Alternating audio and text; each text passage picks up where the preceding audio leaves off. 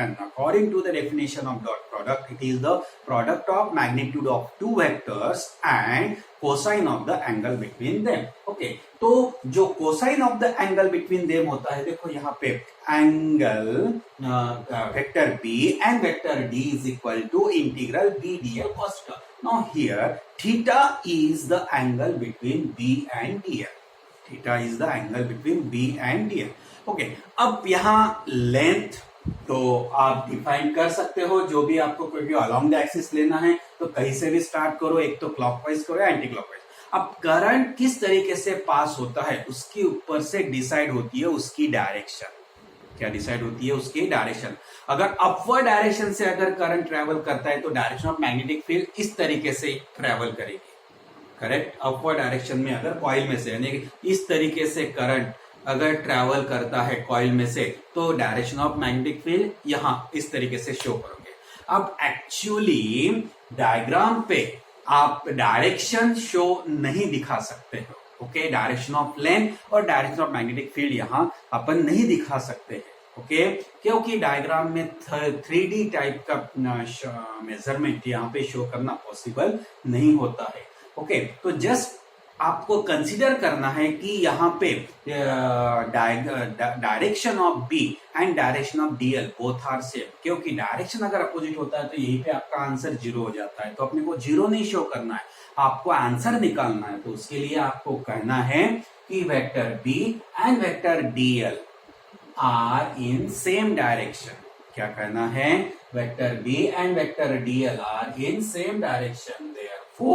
Therefore theta becomes a 0. The same direction होने के कारण they are parallel, and if they are parallel, that means theta means angle between them is equal to 0. So cos 0 equal to 1. Substitute this value to here.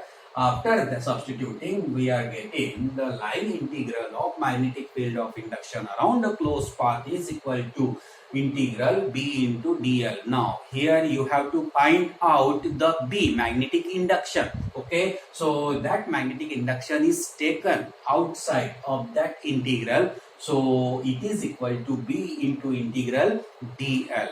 Now integral dl means small element या small current element. यह अपन define करते हैं क्योंकि यहाँ पे जो close loop आपने consider किया है,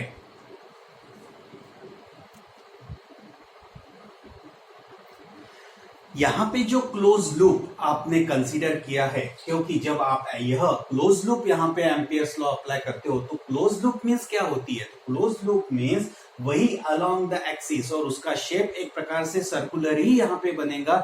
दूसरा कोई शेप यहाँ पे as a close loop form में अपन यूज नहीं कर सकते हो. तो उसी कारण जब अपन इंटीग्रल डीएल लेते हैं तो it become the total length of that close path. Okay, so the integral dl means total length of the closed path. तो closed path means this is the Amperian loop. तो जो axis of a toroid होती है, okay, उसी को यहाँ पे कहना है आपको एम्पियरन लूप. क्या कहना है उसे? एक प्रकार से एम्पियरन लूप कहना है जो यहाँ पे दिया है, और उसी के साथ आपको स्टडी करनी है टोटल लेंथ. बराबर है. तो integral DL is equal to total length. Circular path में है तो it becomes the twice pi R. Okay, यह होगी टोटल लेंथ. तो सब्स्टिट्यूट करो this total length to here. तो that integral vector B dot DL is equal to B into twice pi R. This is the equation number 3. ये हो गया आपका equation number 3. ठीक है. Now we have the equation 1 according to the statement. We get the equation number 3 according to the definition. So equate these two equation, equation 2 and equation 3. दोनों equation को compare करो तो आपको यह दिखाई देता है left hand side equal, therefore right hand side equal. तो वही अपन यहाँ पे किया है. B into twice pi r is equal to mu 0 times total current, that is number of turns into current. तो सब्स्टिट्यूट किया है. Now B is equal to mu 0 n I upon twice pi r. B is equal to mu 0 n I upon twice pi r. अब इसे इस प्रकार से अपन लिखते हैं, इस टर्म को इस प्रकार से mu 0 सेपरेट लिखा, बाद में in bracket capital N upon twice pi R bracket complete into I.